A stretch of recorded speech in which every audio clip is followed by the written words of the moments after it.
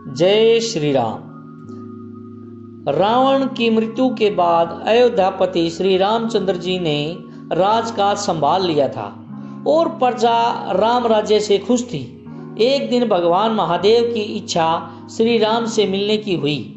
पार्वती जी को संग लेकर महादेव कैलाश पर्वत से अयोध्या नगरी के लिए चल पड़े।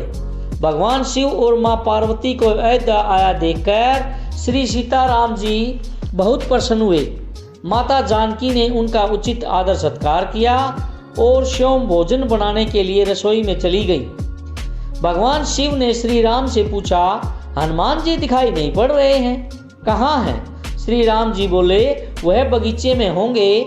शिव जी ने श्री राम जी से बगीचे में जाने की अनुमति मांगी और पार्वती जी के साथ बगीचे में आ गए। बगीचे की खूबसूरती देखकर उनका मन मोहित हो गया। आम के एक घने वृक्ष के नीचे हनुमान जी दीन दुनिया से बेखबर गहरी नींद में सोए हुए थे और एक लय में खर्राटों से राम नाम की ध्वनि उठ रही थी। चकित होकर शिव जी और माता पार्वती एक दूसरे की ओर देखने लगे। माता पार्वती मुस्कुरा उठी और वृक्ष की डालियों के ओर इशारा किया। राम नाम सुनकर पेड़ की डालियां भी झूम रही थीं। उनके बीच से भी राम नाम सुनाई दे रहा था। शिव जी इस राम नाम की धुन में मस्त होकर खुद भी राम राम कहकर नाचने लगे। माता पार्वती जी ने भी अपने पति का अनुसरण किया और वह भी भक्ति में भरकर उनके पांव भी थिरकने लगे। शिव जी और पार्वती जी के नृत्य से ऐसी आवाज उठी कि स्वर्ग लोक के देवता गण भी आकर्षित होकर बगीचे में आ गए और राम नाम की धुन में सभी मस्त हो गए। माता जानकी भोजन तैयार करके प्रतीक्षारत थी, परंतु संध्या गिरने तक भी अतिथि नहीं पधारे। तब अपने देवर लक्ष्मण जी को बगीचे में भेजा। लक्ष्मण जी ने तो अवतार ही लिया था कि श्री राम की सेवा के लिए, इसलिए बगीचे में आकर जब उन्होंने धरती पर स्वर्ग का नजारा देखा तो खुद भी राम नाम की धुन में झूम उठे। महल में माता जानकी परेशान हो रही थी कि अभी तक भोजन ग्रहण करने कोई भी क्यों नहीं आया। उन्होंने श्री राम से कहा, भोजन ठंडा हो रहा है, चलिए हम ही जाकर बगीचे में से सभी को बुला लाएं। जब सीता राम जी बगीचे में गए तो वहां राम नाम की धूम मची हुई थी। हनुमान जी गहरी नींद में सोए हुए थे और उनके खर्राटों से अभी तक राम नाम निकल रहा था।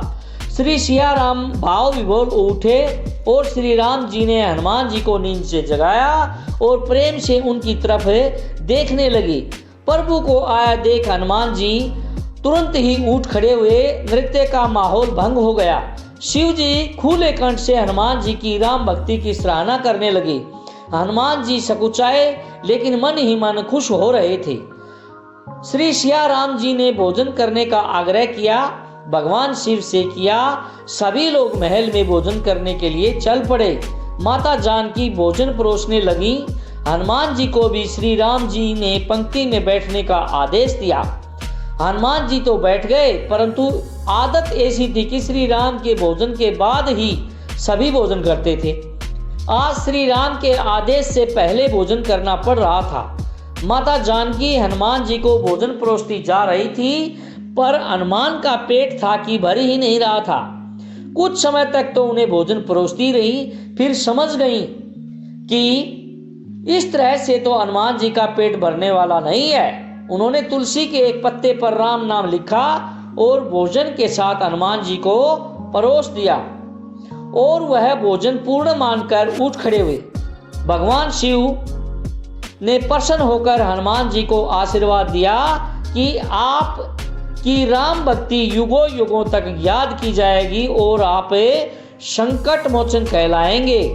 जय श्री राम। अगर पोस्ट अच्छी लगे तो सब्सक्राइब, लाइक एवं शेयर जरूर कीजिए।